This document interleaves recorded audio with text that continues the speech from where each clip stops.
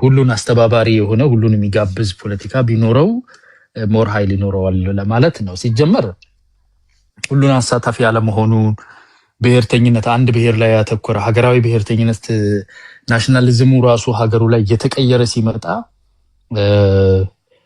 ሰው ሲያብድ ያላበደ ብቻውን 7 ዓመት ያብዳል የምትል አንድ ሴት ነበረች ወደ ዶሮ ማነቂያ አካባቢ ድሮና ብሔርተኝነቱ ኤክስፓየር እያደረገ ወደ ሀገራዊነት እየታደገ የብሔርተኝነት ጥያቄዎች ተመልሶ ሀገራዊ ብሔርተኝነት ላይ ትኩረት የሚሰራበት እየተባለ ሲመጣ አዲስ ብሔርተኛ ያውም ደግሞ ጽንፈኛ ብሔርተኛ መሆንን አሳይታችኋል። ከጽንፈኝነት አልፎ አንዳንዴ እንደው ፋሽዝም የሚመስል ከመሬታችን እንትና ይወጣል ከእንትናችን ላይ ይሄን ሃይማኖት ይሄን ብሔርና ምን ንግግር ይዞ መነሳቱ ፕሮብሌማቲክ ነው። አሳታፊ አይደለም፣ ኢንክሉሲቭ አይደለም። ለማስመሰል አንዳንድ ቦታ ላይ ለመላው ኢትዮጵያ ሕዝብ መድኃኒቱ ነኝ ምናምን የሚል ነገር ይወራል እንጂ ኢን ሪያሊቲ ሁሉን የሚያካትት ሁሉን የሚስብ አይደለም ነው። አሁን ደግሞ በማይሆን ሁሉም እንግዲህ አሁን ይጣላላሉ አይደል? ጠላት ናቸው እኮ የጠላት ምደባውን ትክክለኛ እንደው የስልጣኑን ብናወጣና አሁን ጠቅላይ ሚኒስትር አብይ ወይም ብልጽግና የሁሉ ጠላት የሆነበት ምክንያት እኮ ሁሉም እሱ ያለውን ነገር ስለሚፈልጉ ነው እንጂ ከሐሳቡ ከአጀንዳው ከፖለቲካ ማኒፌስቶም ከአክሽኖቹም አይደለም። ወንበር የተቀመጥክበትን ወንበር እንፈልገዋለን ከሚለው ነው እንጂ ጠላትነቱ ለቲፒኤልኤፍም ሆነ ለኦላም ሆነ ለፋኖ በሚለው ነው የምትጠሩት። አሁን ተሰባስቦ አይ ቲንክ አፋብን ሆኗል። ፋኖ በብዛት ገብተዋል። ግማሹም ያው ከመንግስት ጋር ሆኖ ሀገሩን የሚጠብቅ ብዙ ፋኖ አለ። ለአፋብን ታጣቂውም ለኦላ ታጣቂውም ለቲፒኤልኤፍ ታጣቂውም ጠላቴ የጋራ ጠላቴ ብሎ የመሀል ሀገር ያለውን መንግስትና ብልጽግናን መሪውን ዶክተር አብይ አህመድን የያዘበት አመክኖ ወንበሩ ነው እንጂ ትክክለኛ ያስተሳሰብ የዓላማ ጠላትነት ቢባል እነሱ መሀል ያለው ጠላትነት በ10 እጥፍ ይበልጣል። ስለዚህ ወንበሩን እንዳትይዝ አንተ ከምትይዘው አብይ ቢቆይበት ይመርጣል። አብሮህ ተጣምጃለሁ የሚልህ አካል ይሄንን አይነት ኢንክሉዥን ማለት ጤነኛ ኢንክሉዥን አይደለም። ልትበላላ ነው እየሄድክ ያለው። የኢትዮጵያ ሕዝብ ቅድም አንድ ወንድማችን እየሰማው ነበር፣ አላየውም። እንትና ነው መሰለኝ ትሪያንግል ነው መሰለኝ። ሕዝቡን በጣም ምንም አያውቅም ምናምን። ኦፍ ኮርስ ከሕዝቡ ውስጥ አንድ ሰው ዝም ብሎ ወይ ሱቅ የሚነግድ ወይ ምናምን ሰው ፖለቲካ ጠርተው ከእንደዚህና ከምናምን የተሻለ ከፌደራሊዝም ከኮንፌዴሬሽን ምን ይሻላል ብትለው ምን ማለት ነው ምናምን ነው የሚል። ግን ደግሞ ኮሌክቲቭ ኢንቴሊጀንስ አለው ማህበረሰብ በጋራ አስተሳሰቡ ዕውቀቱ ኖሌጁ ዊዝደሙ ሰፊ ነው። ረጅም ጊዜ የቆየ ነው። ከጀነሬሽን የሚተላለፍ ነው እና ይሄንን ያላከበረ አካሄድ ነው። ቅድስት በነገራችን ላይ ዛሬ አንድ ትልቅ ሚስጥር ነግራችኋለች። በደንብ አስተውላችሁ ከሆነ ባለፉት 5 እስከ 7 ዓመታት ውስጥ የተቃውሞ ቡድኑ ምን ያህል እርቃኑ እንደታየ በፊት ተከምሮ በቃ በጣም ትልልቅ አርገን የሳልናቸው ሙሽሽ ብለው ትንንሽ የሆኑበት ምክንያት ምንድነው? ለምን አይነት ኬሚካል ኤክስፖዝ ሆነው ነው የሚለውን ነገር አሳይታናለች። በትንሹ ፖይንት አድርጋለች። ጆሮ ያለው ይሰማል። ቤዛቸውን ሉዝ ያደረጉ ናቸው። ኤግዛጀሬትድ የሆነ የፖለቲካ ሀሳብ ምናምን ያሳያሉ። ግን ኢን ሪያሊቲ በህዝብ ዘንድ የተፈተሸ ነገር አለ። በኢህአዴግ ጊዜ በጣም ያገነናቸው ኢህአዴግ ቢኮዝ ድንጉጥ ነበረ። ቲፒኤልኤፍ ከኋላ ቤዝ ሰፊ ቤዝ የለኝም ብሎ ስለሚያምን ሲጀመርም ደግሞ የተነሳው ኢትዮጵያን አስተዳድራለሁ ብሎ የታገለ ፓርቲ እንዳለ መሆኑ ኢትዮጵያን አፈርሳለሁ ገነጣላለሁ ባይ ነበረ። ሳይፈለግ ሶቪየት ቀዝቃዛው ጦርነት ማለቅ በግድ ኢትዮጵያን እጁ ላይ የጣለበት ሴንትራል ፓርቲ ሆኖ ያስቀመጠው ስለሆነ በፍጥነት ነገሮችን በማፈን ነው የሚያምነው። ተቃዋሚ ነኝ ስትል ነው ገና አፍህን ይዞ የሚወርውር ወደዛ ውጣ ነው የምትባለው። ወይ ኤርትራ ትሄዳለህ ወይ አሜሪካ ትሄዳለህ። ኢትዮጵያ ውስጥ ተቃዋሚ ስሜቱም ምልክቱም እሳቤውም አይቻልም። እንደዛ በጣም በፍጥነት ስለሚማታ አንተን መንግስት ፈርቶ እንዳስወጣህና አንተ ትልቅ ሐሳብ እንዳለህ መስለት ይታይ ነበር።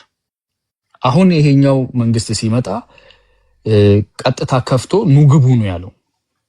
ግቡ ብሎ ከመግባታቸውና ለህዝብ ኤክስፖዝድ ከመሆናቸው የተነሳ አንዳንዶቹም የትጥቅ ትግል ምናምን ብለው እየታዩ እንደ ድሮ እንኳን አይደለም፣ በሰርቬላንስ በሪኮናissance ድሮን እየታዩ ስልካቸው በቴሌኮሙኒኬሽን ተደዋውለው እያወሩ እዛው ህዝብ መሃል እዛው ፓርላማ ውስጥ እዛው መንግስት ስትራክቸር ውስጥ እስከ 4 ኪሎ አካባቢ ድረስ ጭምር ቁጭ ብለው ሲያደራጁ ገንዘብ ሲያሰባስቡ ውጪ እየተደዋወሉ ሲሸርቡ ዝም ብሎ ማየት በህዝብ ዘንድ ኤክስፖዝድ እንዲሆኑ እንዲታዩ ሲስተማቸው እንዲታወቅ መንግስትም እንዲነቃባቸው ህዝብም እንዲነቃባቸው አስገድዷል።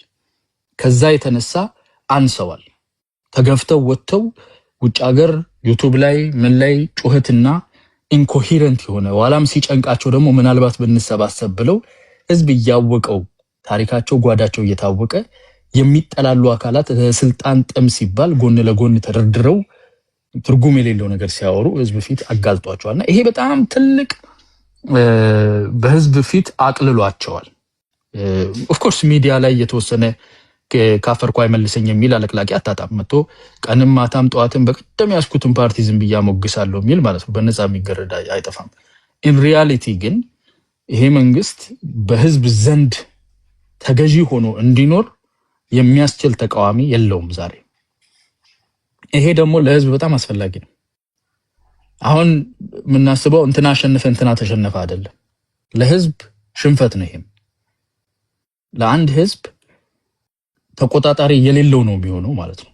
ኦፍ ኮርስ ራሱን አውቆ መግናንመስ ሆኖ ብንቭለንት ሆኖ ጥሩ ነገር ሊያደርግ ይችላል ያደርጋል ብለንም እናምናለን፣ ተስፋ እናደርጋለን። ኢትዮጵያ ህዝብ ጸሎትም ይሄ ነው። ግን አት ሜርሲ ኦፍ ዘ ገቨርንመንት መሆን የለበትም።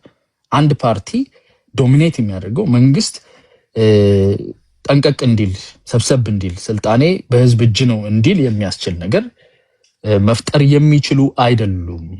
አሁን ያለው ኦፖዚሽን የሚችል አይደለም። 5 ዓመት የኛው ምርጫ እንኳን ያው እንደምናውቀው የሚቀጥለው 5 ዓመት ውስጥ ግን እነኚህ ሰዎች ዝም ብሎ አሁን የሚያጨበጭብላቸው አለ። ፎቶአቸውን ተነቅሶ የሚዞር ዝም ብሎ ብቻ የሚያጨበጭብ ስለምን እንደሚያጨበጭብ የማያውቅ ሚዲያ ላይ ማውራት ትልቅ ነገር መስሎ የሚታይ ዝም ብሎ ብቻ የሚያጨበጭብ እሱ ተጠንቅቆ እኛ እንደ ሀገር ፕሮፐር የሆነ ኦፖዚሽን ያስፈልገናል። ትክክለኛ የሆነ ህዝቡ አይ ይሄ መንግስት አብዝቷል፣ ቃል የገባቸውን እየፈጸመ አይደለም፣ በህግ ስር እየተዳደረ አይደለም፣ ወደ እነዚህ ፊታችንን ብናዞር ይሻላል፣ ቢያንሱም ቢበልጡም እነሱ አማራጭ ናቸው ሊል የሚችል አካል የለንም፣ ዛሬ የለንም። እና አዳም ሔዋንን ያገባት ከብዙ ሴቶች መሃል መርጦ አይደለም። እና አዳም መሆን የለበትም፣ ብቸኛ አማራጭ መሆን የለበትም። ህዝብ አማራጭ እንዲኖረው እዛ ላይ መሰራት አለበት። ፓርቲዎች ቢልድ መደረግ አለባቸው። ጠመንጃ ይዤ ጀግናው ምናምን የሚለው ይሄ ድንቁርና ጥግ ነው። በነገራችን ላይ ምንም በሉ የፈለጋችሁት በሉ፣ ቢኮዝ በጡንቻው የሚያስብ አእምሮ የማይሰራ ብቻ ነው። የዲሞክራሲ ምህዳር መሰዳደብ ለምን አስፈለገ? በጠመንጃ ምናምን ሰዎች አለን እና ይናል ደንቆሮ ምናምን መባባሉ ጥቅም የለውም። ሀሳብህን ብቻ ብታቀርብ ጥሩ ነው። በጡንቻ ማሰብ የአእምሮ ድካምን ነው የሚያሳየው። ኦፍኮርስ የዲሞክራሲ ምህዳር እንዲከፈት ተሞክሮ ዲው ዲሊጀንስ ተደርጎ ያልታጠቀን ህዝብ ባዶ እጁን በዲሞክራሲያዊ መንገድ ሊታገለው የሚሞክርን ህዝብ የሚገድል የሚያፍን ከሆነ ወደ ጦር መሳሪያ ለመሄድ ትገደዳል። የመጨረሻው አማራጭ ነው ጦር መሳሪያ። ጦር መሳሪያ ማለት በወራት በአመታት ጊዜ ውስጥ ሁለት ሰላማዊ ሰልፍ ወጥቻለሁ ምናምን ብለ የሆነ ምንም ለሰው ፊት የማይቀርብ አመክኖ አቅርበ የምትገባበት ነገር አይደለም።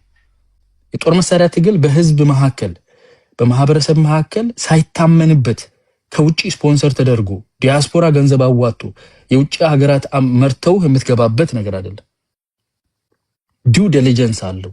ህዝብ ታክቶት ከታች ከግራስ ሩት የሚበቅል አሁን የኢትዮጵያ ውስጥ ያለው ስፖንሰርድ የሆነ በዚህም በዛም ተበታትኖ ያለ መንግስት ደግሞ ህዝቡ እንዲያይ እነኚህን አካላት አይቶ አንቅሮ እንዲተፋ በተለይ ብሔር ተኮር የሆነ የፖለቲካ እንቅስቃሴን እንዲጠየፍ እየተጠቀመበት ያለ ነው።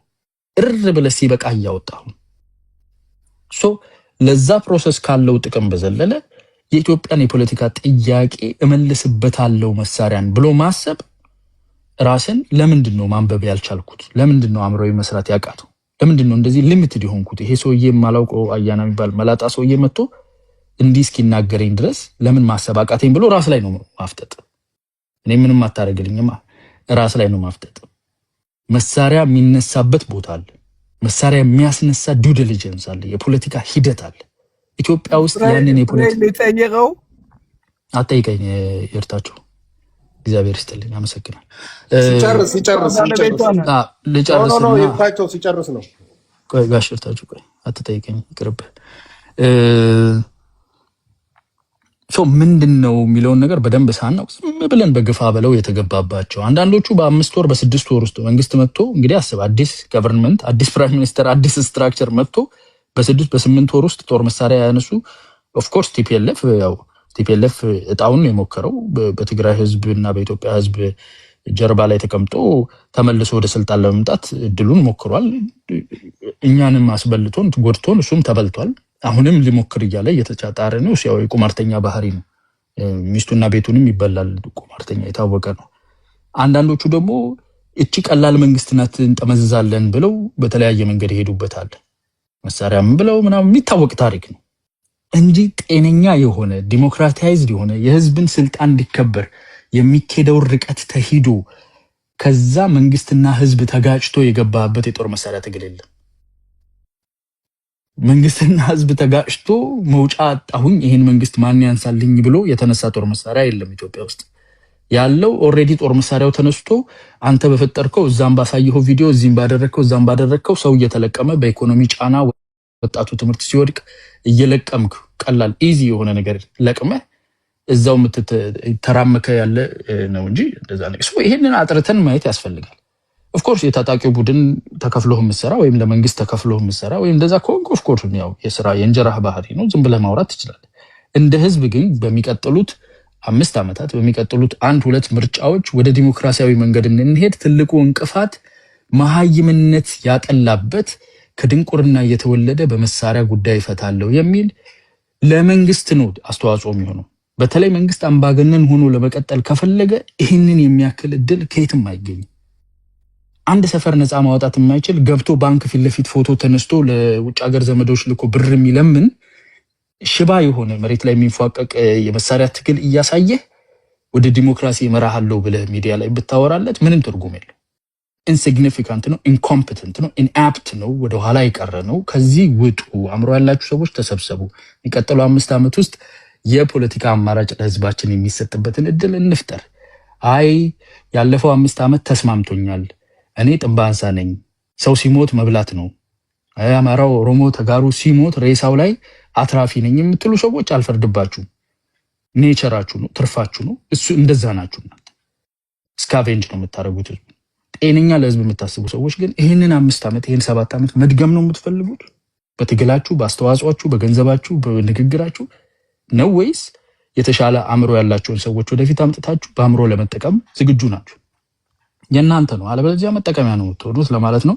ቴንኪው እንደዚህ እንዳጠጣችሁ ስለፈቀዳችሁልኝ እግዚአብሔር ይስጥልኝ። ነገር የለም ግን አንድ ደቂቃ ብትሰጡኝ። እኛ ጦርነት መሳሪያ ነው የወደድና ደንቆሮ ያልከን የዛ ምክንያት የሆንበት ምክንያቱ ምንድን ነው? አንድን ማህበረሰብ ዝም ብለህ ተነስተህ ምንም ምክንያት ሳይኖርህ አንተ የኔ ሰፈር ሰው አይደለህም፣ የኔ ብሔር አይደለህም፣ ከኔ ወገን አይደለህም ብለህ ስትጨርሰው እንደዛ አይነት ሁኔታ ሲያጋጥመህ ያን ጊዜ ግራ ሲገባን የደነቆር ነው መሳሪያ የሚያነሳ ነው።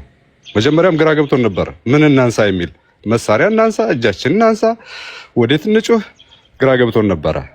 መጨረሻ ላይ ግን ውሸት ነው።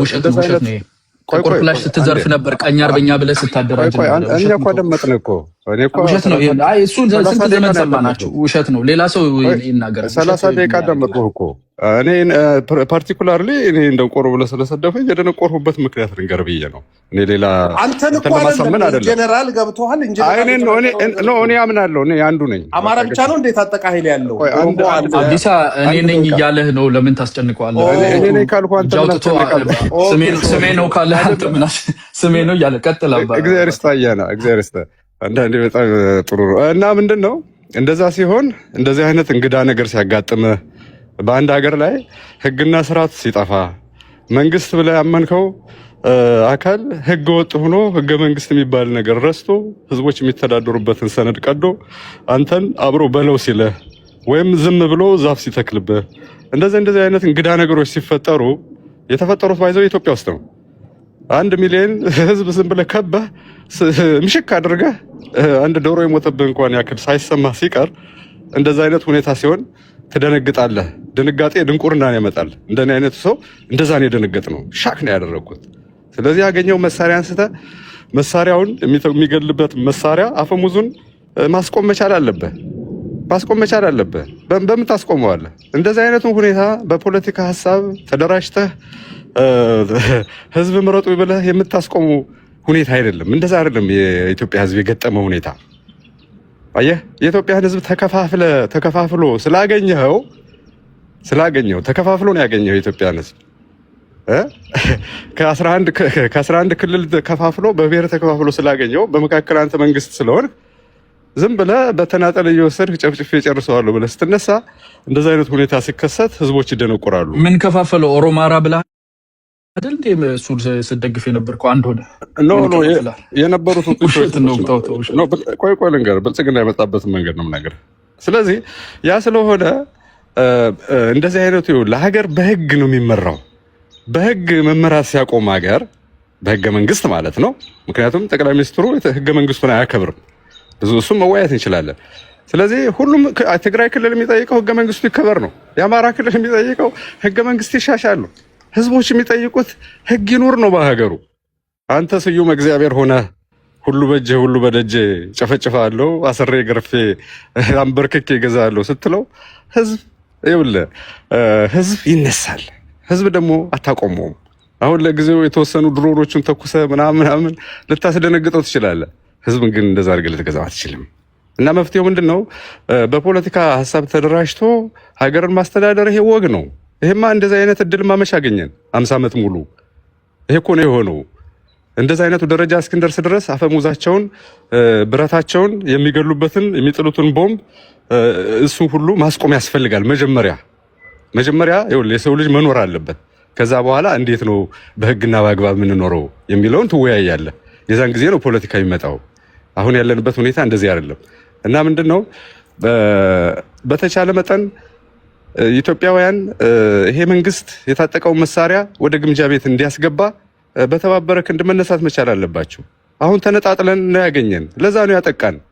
አንድ ብንሆን አንድ ደቂቃ የሚቆይ ወሮ በላ ቡድን ነው። ይሄ ፋሽስት ነው። እኔ ብቻ ልብላ፣ እኔ ብቻ ልክበር፣ እኔ ብቻ ልግዛ።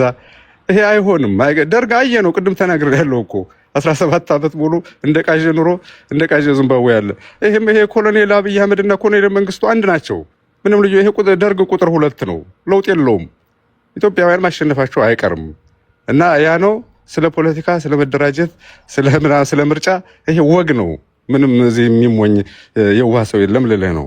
እና እንዲያ ነው። እግዚአብሔር ይስጥልኝ። ኦኬ፣ አብሮ ይስጥልኝ። ማን ነው?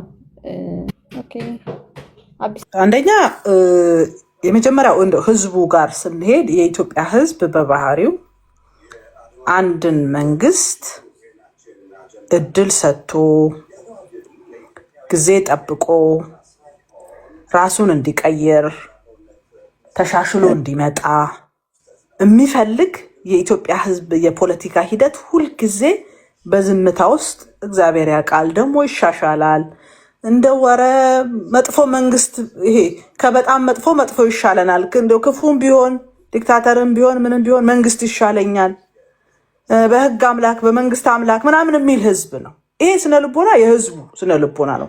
ለምሳሌ ከሌሎች ጎረቤቶች አገሮች ጋር ብናየው በአንድ ቀን ነዳጅ ላይ 1 ብር ጨምረሃል፣ ዳቦ ላይ 10 ሳንቲም ጨምረሃል ምናምን ብሎ በአንዴ አደባባይ የሚወጣ አይደለም። የኢትዮጵያ ህዝብ ባህሪው የተረጋጋ ነው።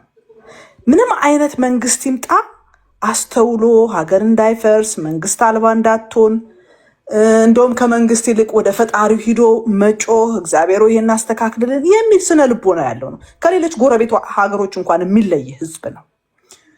ከዛ በተቃዋሚውና በገዢዎች መካከል ያለውን ደግሞ እንዲያው እንግዲህ ኢትዮጵያ ውስጥ የተለመደው ተቃውሞ ሁልጊዜ ነገሮችን ሁሉ ዜሮ የመውሰድ በዛ በኩል ያለውን በተለይ መንግስት ሆኖ የሚመጣውን አካል በጣም ንቆ የሰራውን ነገር ሁሉ አፈርድሜ አስገብቶ የሚሄድ የፖለቲካ ሲስተም ነው የለመድነው። ፉክክሩ እኔ ብመጣ ምን ልሰጥ እችላለሁ የሚለው ላይ ሳይሆን ትኩረት የሚደረገው እዛ የተቀመጠውን አካል ብቻ እየሰደቡ የመቆየት አባዜ ነው ያለው።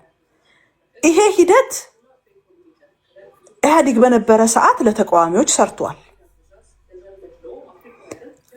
አሁን ባለው ሁኔታ ግን ስናየው የኢትዮጵያ ህዝብ ዝም ብለህ መንግስትን ብቻ እየተቃወምክ እየሰደብክለት እንድትሄድ አይፈልግም።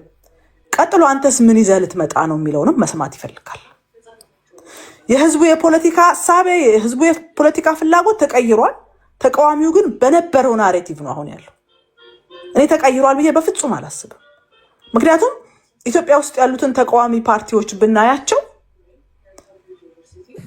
ይሄ ሀገር ተረክቦ ለመምራት ተዘጋጅቷል ብዬ እኔ አላስብም፣ በፍጹም አላስብም። ይሄንን ደግሞ ህዝቡ ያያል። በነገራችን ላይ ህዝቡ አያውቅም ምናምን የሚባለው ውሸት ነው። ሀገሪቷን ብሰጠው ሊቀበለኝ ይችላሉ ብሎ በደንብ ያያል። ስለዚህ ምን ያደርጋል? ከበጣም መጥፎ ይሻለኛል ብሎ ወደ ፈጣሪ ወደ መጸለይ ይሄዳል እንጂ ልክ እንደምንለው በአንዴ ተነስቶ ገደል አስገብቶ ምናምን የሚሄድበት እንትን የለውም። አሁን ባለው በተለይ በብልጽግና ፓርቲና በሌሎች ትጥቅም ያነሱ ሀገር ውስጥ በሰላማዊ መንገድ እየታገሉ ያሉ ሰዎችና ከውጭም ሆነው ብልጽግናን እየተቃወሙ ያሉ ሰዎችን ደግሞ ስናይ አንደኛ መነሻቸው ያው ታውቃላችሁ እንደ ፓርቲ ሳይሆን ፓርቲውን የአንድ ግለሰብ አድርጎ ጠቅላይ ሚኒስትሩን የመስደብ የማንቋሸሽ አይረባም፣ አያቅም፣ ደንቆሮ ነው፣ አልተማረም፣ 7ኛ ክፍል ነው፣ 2ኛ ክፍል ነው ምናምን የሚል ያው የሆነ በቃ እየተቃወመን ነው ከሚሉ ሰዎች የማጠብቀው ነገር ሲያደርጉ ነው የሚውሉት። ይሄ ለምሳሌ ለጠቅላይ ሚኒስትሩ በጣም ጠቅሟቸዋል። በቀላሉ እያንዳንዷን እስካሁን ድረስ የመጣንበትን የፖለቲካ ጨዋታ በራሳቸው መንገድ ስበው እንዲጫወቱ አድርጎታል። በራሳቸው መንገድ አንዳንዶች ንቀው እስቲኛ ዞር እንበል መምራት ስለማይችል ነገ ተለምነን እንመጣለን ብለው ከ4 ኪሎ ወደ መቀሌ ሄዱ እና ትንሽ ቆይተው መቀሌ ሆነው ሲያስቡት መመለሻው ዳገት ሆነ። ከዛ ወደ ጦርነት ገቡ። እንደቀላል እንደ ህፃን ልጅ ነው እየገፋ ወሰዳቸው። ኢትዮጵያኒስት ካምፕ ነው ተብሎ የሚታሰበው ሁልጊዜ በመቃወም ብቻ የሚታወቀውን አካል አቀረቡትና ከፈቱለት ብዙ ነገሩ። ከዛ ሚዲያ ላይ የወጣ ሲናገር ከዛ የሆነ ነገር ማለት ሲጀምር ምናምን ይሄ ውስጡ የነበረውን ግን ሌላ ይሄ ተቃውሞ ምናምኑ ኢህአዴግ እንደው በግልጽ ቋንቋ ለመናገር ኢህአዴግ ያጀገናቸውን ኢህአዴግ አስሮ ኢህአዴግ ከሀገር አባሮ ኢህአዴግ እንዳትናገሩ ብሎ ምናምን ያጀገናቸውን ሰዎች ከፈቱና ሰጡት። ከዛ ማምን እንደሆነ እንዲመዘን ከማህበራዊ ቤዙ እንዲወጣ ተደረገ። ከዛ በኋላ ወደ ፖለቲካው መመለስ አይቻልም። አሁንም በራሳቸው ሜዳ ላይ በራሳቸው የቁማር ስሌት ውስጥ እንዲገባ አድርጉት። ለምሳሌ እኔ ዛሬ በጣም እየሳኩ ነበረ። በለጠ ሞላና ጌታቸው የአብን ሰዎችና የነጌታቸው ሰዎች የሚያረጓቸው ክርክሮች እያየው ነበር። ሁለቱንም ከቤዛቸው የምር ነው የምላችሁ፣ ይሄ ዝም ብሎ ፖለቲካ አይደለም። ሁለቱም ከቤዛቸው ወጥተው ጌታቸው ያደረገውን ታውቃላችሁ። ጠቅላይ ሚኒስትሩን ነፃ ያወጣ ሰው ነው ጌታቸው። ነፃ ጠቅላይ ሚኒስትሩን ነፃ ወጣ። የህወሓት ሰዎች ተነሱበት። እዛ አካባቢ መቆየት አትችልም ተብሎ ወደዛ ሄደ። አሁን ፌዴራል መንግስቱ የሚያደርጋቸውን ነገሮች እንደ ሌላ ጊዜው እንደፈለገው ሆኖ ወደዛ የሚመለስ እድሉ ዜሮ ሆኗል። እነበለጠም በተመሳሳይ መንገድ መጥተዋል። ጨዋታው አልቋል። ከዚህ በኋላ የእነዚህ ሰዎች ጭቅጭቅ ፍርድ ቤት በመሄድ ህጋዊ መስመሮችን በመከተል ቲክቶክ ላይ ምናምን ትዊተር ላይ በመጻፍ በቃ አበቃ።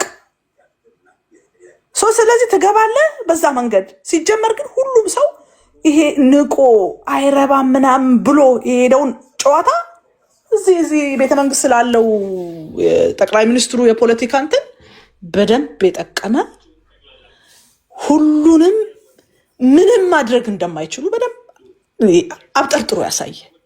ህወሓትን ለብቻው ቤዙን አሳጥተውታል። ውስጥ ተቃዋሚ እንዲነሳ አድርገውታል። የቀረው የትግራይ ህዝብ ነው። አሁን የትግራይ ህዝብም በቃኝ እያለ ነው። በተመሳሳይ ኦላ ክልል ውስጥ የሚዋጋውን ኃይል ከፍተው ሰጥተው እንደፈለጋቸው እንዲናገር አድርገው ኢቨን የኦሮሞ ተቃዋሚ ፖለቲከኞች እንደፈለጋቸው እሳቢያቸው ምን ደረጃ እንደሚደርስ ድረስ ከፍተው አሳይተው እነ ጆሃር ሁለት መንግስት ነው ያለው፣ ማን ነው እኛን እንትን የሚለን፣ ማን ፈቺ ማን አስፈቺ እንዲባል አደረጉና ከጨዋታ ውጭ ቤዝ የለም፣ ቄሮ የለም፣ ደጋፊ የለም፣ ናውጣ የለም። ተኝቻለሁ ናሊ ቢባል ኧረ እኔ በቃኝ አሁን ምን አጣሁና ወደዚህ እመጣለሁ የሚል ቡድን ተፈጠረ። በተመሳሳይ አማራ ክልልም የሆነው ይሄንን ነው። ተነሳ። ኦኬ እዩት፣ ደግፉ፣ የትኛው እንደሚያዋጣ እኔ ተባለ። አሁን መከላከያ አይኑን አንይ ሲል የነበረ ኧረ መከላከያ ይግባልን ማለት ጀመረ። ከዛ ደግሞ ከዛ ቡድን ውስጥ ደግሞ አይ እንትን ተቀይሮብኛል ብሎ ደግሞ ወደ ፌዴራል መንግስቱ የሚገባ መጣ። ቀስ እያለ ናሽናል አሁን በእርግጠኝነት መናገር የሚቻለው ናሽናል ዲያሎግ ተጀምሯል። ኦልሬዲ የተወሰነ ጊዜ እንትን ይላል። እነዚህ ጃይንት የሆኑትን በአሰራርም በምንም በደንብ ተደርጎ መስመር እንዲይዙ ይደረጋሉ። እኔ ወደፊት እንደውም የሚመስለኝ መታገያ ጫካም ታጋዮች የሚያጡ ይመስለኛል። የምሬን ነው። እና አሁን ይሄንን ንቀህ ምናምን ከተነሳ ልታሸንፍ አትችልም። ያለውን ጥንካሬ የፖለቲካ ጨዋታውን አይተህ በየትኛው መንገድ ብጫወት እኔ አሸናፊ ልሆን እችላለሁ፣ የእኔ ሀሳብ የኢትዮጵያ ሕዝብ ሊገዛው ይችላል ብለህ መነሳት ካልቻልክ ሁልጊዜ ከንቀት አንደርማይን ከማድረግ የሚነሱ ነገሮች እኔ ተቃዋሚውን ዋጋ አስከፍሎታል ብዬ ነው እማየው። እና እንደውም አሁን አካሄዱን እንደገና መመርመር ማየት ያለበት ይመስለኛል። አቅም የለውም አይረባም ምናምን ከማለት አይ ይሄ ሰውዬ አቅም አለው፣ እያደራጀ ነው። ስለዚህ እንዴት አድርገን እንስራ፣ እንዴት እንሰብሰብ፣ በየትኛው መንገድ ብንታገል ያዋጣናል የሚለውን እንደገና ወርደው መስራት ያለባቸው ይመስለኛል። ቴንኪዩ ቴንኪዩ። ቅድስት 44 ቅድስት በጣም የሚገርም እይታ ነው። በደንብ ያጤነችው ነው የሚመስለው እና ደስ ይላል እይታዋ። አሁን ዞሮ ምን አለ መሰለሽ ፍሬዬ፣ ወደንም ጠላንም ፕራይም ሚኒስተሩ ይኸውልሽ ዌል ኦርጋናይዝ በሆነ አካል ቻሌንጅ አልተደረገም፣ ብልጽግና ማለት ነው። ለእሱ አልተደረገም። ይሄ ነው አሁን እኔም እኮ ምልሽ እኛ ራሳችን ላይ ተቃዋሚ እንዴት ነን እስቲ? እሱን እኮ ነው ምልሽ፣ ድክመት አለ። የአማራ፣ የትግራይ፣ የኢትዮጵያ ኦል ኦሮሞ ይሁን ማን እንዴት ኦርጋናይዝድ አድርገናል ራሳችን? ኦር ፊውቸርስ አለን ይሄንን እኛም እኮ አሁን ከነ ቡርቃ ጋር ምናምን ከኦነጎች ጋር ምናምን ያው ግንኙነት እያደረግን ነው ዛሬ ቲዲኤፍ እንዳለ ነው፣ ፋኖም እንዳለ ነው። የሶስትዮሽ ጥምረት ከፈጠርን ጽምዶ ሀገር ውስጥ ነው አይደል? ኤርትራ የሌለችበት ነው። ኤርትራ የሌለችበት ሀገራዊ ጽምዶ ማለት ነው። እኔ እኮ መከርኳቸው አታይም እንደ ቅድስት ይከተሉኛል እኮ ጽምዶ ሀገር ውስጥ እንጂ ውጭ የለም። ኢሚዲየትሊ ነው የሚፈርሰው ተባሉ። ይህን ጥምረት ወደፊት ይዘነው ከመጣነ እኔ እርግጠኛ ነኝ ብልጽግና እንደ ድርጅት ቻሌንጅ ማድረግ ብዙ የሚከብደና አይመስለኝም። አሁን በተለይ በዚህ በኦነግ አካባቢ ያሉ ሰዎች የመር ሰዎች ናቸው። እሱን የታዘብኩኝ ያው ትሪያንግልም ይመሰክራልኝ። ቤቴ 2-3 የመጣው እኔ እንዳሰብኳቸው እንደገመትኳቸውም አይደሉም። ባይዘወይ ንቀጥሩ አይደለም ያልሽው አሁን ቅድስት ለኦነግም አፕላይ ያደርጋል። ባይዘወይ እኔ ድሮ ማያቸው የነበረው በቃ ጽንፍ የረገጡ ቀይ መስመር ያለፉ በቃ ሀገርን ማውደም የሚፈልጉ አድርጌ ነበር ማያቸው። ግን በጣም መሪ ያላቸው ናቸው በሚገርም ሁኔታ ማለት ነው።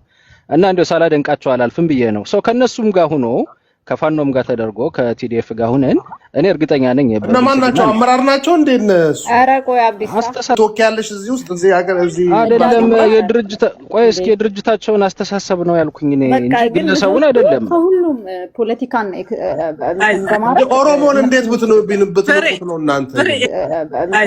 ኦሮሞን እንዴት ብትነብት ነው እናንተ? እንደው አዲስ አበባ ከንቲባ አርከበ ነው ወይስ አዳነች ነች በጣም አሪፏ ምናምን ብለህ ያው ትሪያንግል ይመጣላል። አርከበ ነው ምናምን ብል ከዛ ቡርቃን ታየዋለህ። ከዛ ምን እንደምታል ጽምዶ ገደል እንደገባ ታየዋለህ ማለት ነው። አይ ቆይ ልነግርሽ እኮ ነው። እኔ አሁን ይኸውልሽ ቅድስት ለመጣል ኢትዮጵያን ገቨርንመንት እና ላለው ናሬሽን 44 ይሶሪ ባይዘወይ ብልጽግና እኔ ቱ ቢ ኦነስት ቆይ አንዴ ብልጽግናዎች ይሄን ነገር ልንገራችሁ። ኦላ ከኛ ጋር ኢንጌጅ ማድረጉ መወደድ አለበት። ቢኮዝ አይሶሌት አድርጎ ከኢትዮጵያነትን ለሀገረ መንግስቱም ጥሩ አይደለም። ለኛም ለነሱም ምንም ጥሩ አይደለም። ሶ ኢንጌጅ ቢያደርጋቸው አማውንት ኦፍ ፋኖ ይሁን ቲዲኤፍ ይሁን እነዚህ ሶስቱ ኃይል ናሬት ያለውን የፖለቲካ ናሬሽን ራሱ መቀየር አለበት። እኛ ዘሞር በተቀራረብን ቁጥር እኮ ያለው ይሄ ጠላትነት አንዱ አንዱን የመክሰስ ይቀንሳል እና ጥሩ ነው። እንትን አትበሉት ጮሊ እሱን እኮ ነው የምልሽ ፍሬ ብቻ አይደለም። ይኸውልሽ የሆነ እንትን ነበረ በኦነግ ሳይድ ይሄ ኦሮሞ ብሔርተኛው ሳይሆን ትክክለኛው ኦነግ በእነሱ ሳይድ ምን ነበረ እነ አያና ይሸጡላቸው የሆነ ፖለቲካ ነበር። ይሄ ቡጊማን መጣብህ ሰይጣኑ መጣብህ እያሉ የሚያስፈራሯቸው አካል ነበር። እንደ ህዝብ ሊጨፈጭፍ ነው እሱ እኮ 4 ኪሎ ከያዘ አለቀለት የኦሮሞ ማህበረሰብ ምናምን በማለት የሆነ አስተሳሰብ እንዲይዙ አድርገዋቸው ነበር። አሁን እኛ እየተንቀሳቀስን ያለ ነው ያንን ለመስበር ነው። አይ ቲንክ በተወሰነ ደረጃም ውጤታማ ሆነናል ብዬ ነው ማለት ነው። ሪከርድ አለን ከመሪዎቻችን። ቆይ እስኪ እንዴ ቆይ ሰውዬ ቆይ እንጂ አብዲሳ ለኔ እኮ ነው ድሎ የተሰጠኝ። አሁን የምናረጋው ምንድነው ፍሬዬ እነዚህ ሶስቱ አካላቶች መጣው በጋራ ወጥ የሆነ አቋም ይዘው ብልጽግናን ቻሌንጅ ማድረግ ከቻሉ እኔ እርግጠኛ ነኝ ብዙ ጊዜ የሚወስድም አይመስለኝም። ስፔሻሊ እዚህ ዲያስፖራ ያሉ ኤሊቶችም ተጨምረውበት ጥሩ የሆነ እንቅስቃሴ አድርገን ድርጅቱ እንደ ድርጅት ቻሌንጅ ማድረግ እንችላለን ብዬ ነው ያምናለሁ። የትጥቅ ትግሉ ስታከይበት ውጤታማ መሆንሽ አይቀሬ ነው፣ የጊዜ ጉዳይ ነው ብዬ ነው የማምነው። ሶ አሁን ችግር የሆነብንኛ እንትን ኦነግ መስለው ግን የብልጽግና ካባ ጭምብል ወይ ደግሞ ምንድነው የሚባለው ማስክ አድርገው የሚመጡ አካላቶች አሉ እዚህ ሚዲያ ላይ ማለት ነው። አንቺ ከኦነግ ጋር ወይ ደግሞ ከኦነግ አስተሳሰብ ካለው አካል ጋር ዲስከሽን እያረኩ ነው ብለሽ ግን በተወሰነ ደረጃ ስትፈትሻቸው በልጽገው የሚገኙ ነፍ ናቸው። አትኛ 14000 ነው የተባለው አይደል ብልጽግና አሰልጥኖ እዚህ ፕላትፎርም ላይ የለቀቃቸው እንደነዚህ አይነቶች ናቸው። በቃ መሀል ላይ የገቡ ነገሩን በጣም ያበላሹት እንጂ ከዛ ባሻገር ግን የፐርሰናሊ ማውቃቸው የኦነግ ደጋፊዎች በግለሰብ ደረጃ ሳይሆን የያዙት አቋም መርሃቸው ብዙም የሚያስከፋ አይደለም፣ ሀገርን የሚጎዳ አይደለም። እኔ ድሮ ሳስበው እንደነበረውና አሁን በጋራ መስራት ይቻላልኝ ብዬ ነው ያምናለሁኝ። የቲፒኤልኤፍ ያው ልምዱም ስላላት ዕውቀቱም ስላላተኝ ሀገርም እዚህ በፊት 27 ዓመት ስላስተዳደረች እኛ አሁን በአዲስ መርህ ነው የምንንቀሳቀሰው። ይሄ መርህ ምንድነው? ከማያውቁት መልአክ የሚያውቁት ሰይጣን ይሻላል በሚል ካልኩሌሽን በቃ ህዋትን ወደፊት ይዘናት ለመምጣት ነው እኛ የምንንቀሳቀሰው። አሁን እንደዚህ ሲል አብዲሳ ሊከፋው ይችላል። ያማሃል እንዴ ግን 44 አይ ቆይ እንጂ ፍሬ እኛ እኮ ልምድ ያለው ሰው ያስፈልጋል። ባይዘው ዝም ብለሽ ትግል መርቶ የማያውቅ ሰው ትግል አካባቢውን እንኳን ሽታውን እንኳን አሽቶ የማያውቅ ሰው ይዘሽ መጣሽ አታሸንፊም። ዕውቀት ያላቸው አካላቶች ወደፊት መምጣት አለብሽ። አንቺም እኮ መሰከርሽ እኮ ቅድም ይሄ የደርግ ርዝራዡ ድሮ ቂም የያዘውን ምናምን አብይ አህመድ ስለሰበሰበው ነው ውጤታማ የሆነ ብለሻል እኮ ፍሬ አይደለም እንዴ? ሰውኛ ስለምንድን ነው ያንን ማንከተለው ነው? እሱን ተከትለው ውጤታማ እስካረገን ድረስ ምንም ችግር የለውም እኮ ወደድንም ጠላንም ብልጽግና እንደ ድርጅት ቻሌንጅ መደረግ አለበትኝ። እሱን ደግሞ ለማድረግ በተወሰነ ደረጃ እንቅስቃሴ ባይዘው እንትን አለ። እኔ አሁን እዚህ ጋር አልነግራችሁም እንጂ እዚህ በዲያስፖራ እንትኖች አሉ ጉባኤዎች ምናምን እየተደረጉ ነው በአማራና በኦሮሞ መካከልም በትግራይም ማለት ነው። እነዚህ ጉባኤዎች ውጤታማ ስኬታማ ከሆኑ በቃ ብልጽግና በቅርቡ ይንኮታኮታል ብዬ ነው የማምነው። የጊዜ ጉዳይ ነው። ፍሬዬ ታንኪ ዩ። ኦኬ ቴንክ ዩ። አሁን ቶፒኩን ቀይረዋል። ፍሬ ምን እንደሚመስለኝ ታውቂያለሽ? የእንትን አንቺ ዲቪዲ የምንጫወት ነው የሚመስለው እዚህ እያወራን በመሀል እስቲ ቆይ ሙዚቃ ቀይሩልኝ። በእውነት ቲቪ ቁጭ ብለሽ ቲቪ የምታይ እኮ ነው የምትመስለው። እስቲ ቻናላችሁን ቀይረዋለሁ ትይናለሽ እንዴ? እቺ እኮ ነን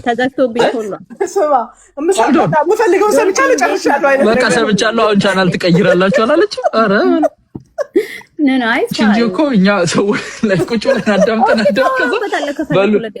ርዕስ ቀይር ሲሪየስ ነገር ቅድም ክቡራንና ክቡራት ይላል ቴዲ ሲጀምር። እንዴት ናችሁ? አዩዬ ፍሪታ የቲክቶክ ነዋሪዎች በቴዲ ቋንቋ ከጀመረ አሁን እኮ ፎር የሶሎዳ ወንድማችን አሁን በሰጠው አስተያየት ላይ ፍሬ እንትን በእርግጥ ልክ ነው። ምን መሰለሽ ከምንድን ነው የኦነግ ደጋፊዎችን ብዙ ሰዎች አንደርስቲሜት ታደርጓቸው ነበር እና ያው ለኦነግም የተሳሳተ እሳቤ ነበረው ብዙ ኢትዮጵያውያን እና በዚህ አጋጣሚ ስፔሻሊ ይሄንን ነገር መቀየራቸው እኔ በጣም ደስተኛ ነኝ። ፎሪፎር ማለት ነው። እና መወያየቱ ምናምን ነገር አሪፍ ነው እንዳልከው ኢሜጅህንም ስለቀየሩ በጣም ደስ የሚል ነገር ነው። ግን ምንድን ያልከው እነሱን ተጠቅመን ምናምን ነገር ላልከው ኦሮሞ ሲተርት ምን ይላል መሰለ ኮቱ ይኛታ ይልሃል እና እሱን ታስተረግመዋለህ ኋላ ግን ፍሬማን ትርጁማን አደረገሽ። ቆይ ሄዶ ራሱ ማይለፋው እንዴ በነፃ የምተረጉምለት ትበላ ትበላለህ እያለች ነው።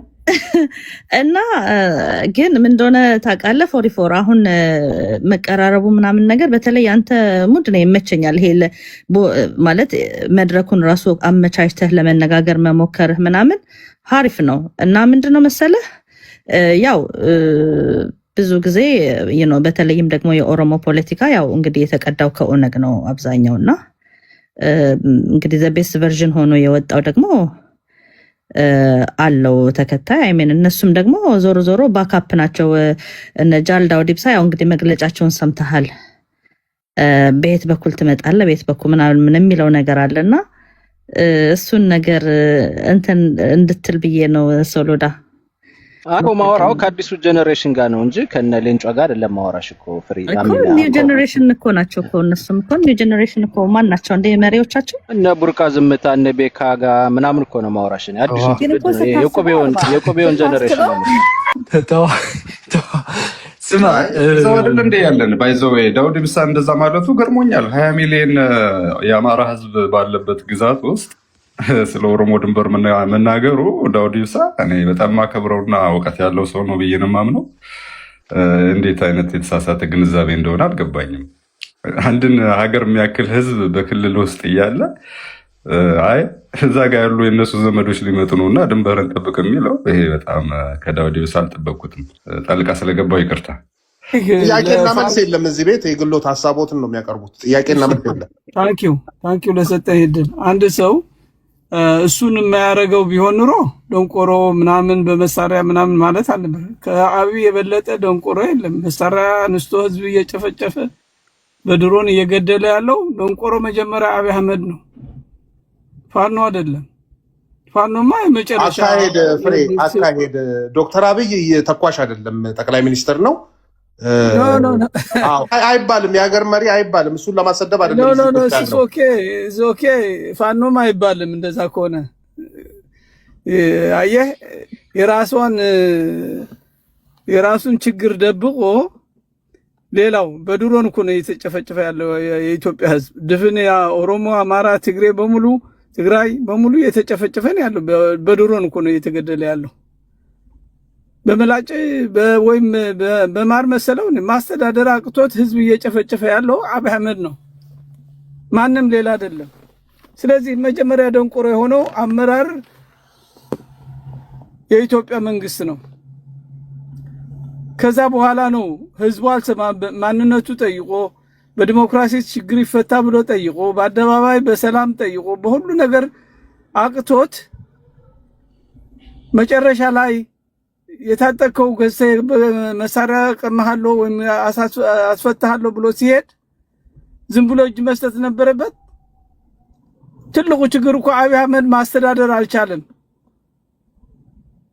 አገር ማስተዳደር የማይችል መሪ አስቀምጠህ አዲስ አበባ ስለሰራ የአንድ ከንቲባ ስራ ነው የተሰራው። እሱ አንድ ከንቲባ አስተዳደር የከተማ አስተዳደር የሚሰራው ስራ ነው የተሰራ።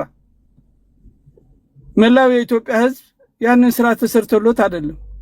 የትኛው ኢንዱስትሪ ተከፍቷል? የትኛው ሰላምና ደህንነት በአገሪቱ ሰፍኗል? የትኛው መሰረተ ልማት ነው የተጣለው? በሌላ በኩል ከመጣ ጀምሮ በመግደል በኢንጂነር ስማይን ገሎ አይደለም እንዴ የራሱን ታሪክ ለመጻፍ ያስቀመጠ አያፍርም? መለስ ዜናዊ ከኢጅፕት ተናንቀው የከፈቱት ስራ አይደለም እንዴ የራሴ ነው ብሎ የራሱ ሐውልት ሊያስቀምጥ ደፋቀና ብሎ እንትን ያደረገበት እንዴ? እውነትን እንነጋገር እንጂ መጀመሪያ በድሮን ህዝብ የሚጨፈጭፍ ነው ሌባ፣ በወንበዴ፣ ሽፍታ፣ በአድ የሚባለው ወራሪ የሚባለው መንግስት ነው እየወረረ ያለው፣ ህዝብ እየወረረ ያለው፣ እየገደለ ያለው፣ እያፈነ ያለው፣ እያሳደደ ያለው፣ እየረሸነ ያለው መንግስት ተብየው ነው። እኔ አይደለሁም፣ ፋኖ አይደለም። ዝም ብሎ ለእናንተ መሳሪያ ሰጥቶ በአንገቱ እየተቀላ የሰው ልጅ አንገቱ እየተቀላ እንዲቀጥል ነበር የፈለከው? በጣም ያሳፍራል። አማርኛ ተናገርኩ ደግሞ ብለህ እዚህ መተህ ለማጭበርበር አትሞክር። ታሳፍራለህ። በጣም ነው የምታሳፍረው። ለምን አሁን አንተ የኢትዮጵያ ህዝብ ፐርሰናል አደረጉት እኮ ጉዳዩን፣ ፖለቲካ አውሩ። ያው እኮ ነው እሱ ካድሬ እኮ ካድሬ ስትነግር እኔም ካድሬ ነኝ። እኔም የብልጽግና ካድሬ ነኝ። ምን ነው ይኸውልህ አብዲሳ አንተ አሁን ሀሳብ ተናገሩ ብላቸዋል አይደለ? ጋሽርታቸው ሀሳብ እንደሌላቸው ታውቃለህ። ስለዚህ ዝም ብለህ ስማ፣ አትረብሽ። ቀጥል። ዝም ብለህ ስማ። ሀሳብ የለኝም። ስለዚህ ለሱ ማር የሆነ ሀሳብ ላጎርሰው አልችልም። መዋሸት ለውሸት ከሆነ ጥሩ ነገሮች መናገር ይችላለሁ እኮ። ግን ውሸትና ስንቅ እያደረ ይቀላል ነው። አሁን ያንተ ሰላም ባለፈው ገቡ የተባሉ የፋኖ አመራሮች ለራሳቸው እንኳን ማን ነው የተፈታ? የተስማማችሁት ምን ነበር ከውሸት በስተቀር? ለምን እስረኛው እንዲፈታ አልተደረገም ታዲያ? ከእናንተ ጋር ተስማምተው እውነተኛ ለኢትዮጵያ ህዝብ፣ ለዲሞክራሲ፣ ለእኩልነት፣ ለፍትህ፣ ለአንድነት ምሰሩ ከሆነ የታሰሩ ሰዎች እኮ መፈታት ነበረባቸው አይደል? እነዛ የገቡትን ድመት ምን አለት? እኔ ስሞት በሻሽ ግነዙኝ ለምንድን ነው ብለው ሲጠይቋት የኋላው እንዳይሸሽ። አሁን ለእናንተ አምኖ የሚመጣ ፋል ያውኗን ይደግሙልናል። አልያዝናትም የድመቷን ሰዓት ጨርሰዋል። ጋሽርታቸው በጣም ረጅም 10 ደቂቃ ጥያቄ ሊጠይቁ የመጡትን አንተን ሀሳብ አልበል። ቆይ ግን ፌር አይደለም እኮ ፍሬ እድሉን ከሰጠ እኔ መስማት ፈልጌ ነው። የድመቷን ሰዓት በቃ እኮ አብዲሳ በእናትህ ተወን። አንተ አሁን ስራህን ጨርሰሃል። ሀሳብ ስጡ ብላቸዋል። ልጠይቃለሁ ሊበሉት ይናገሩ። የድመቷን ይበሉልኝ። እኔ ስላልተያዘልኝ ነው። ቀጥሎ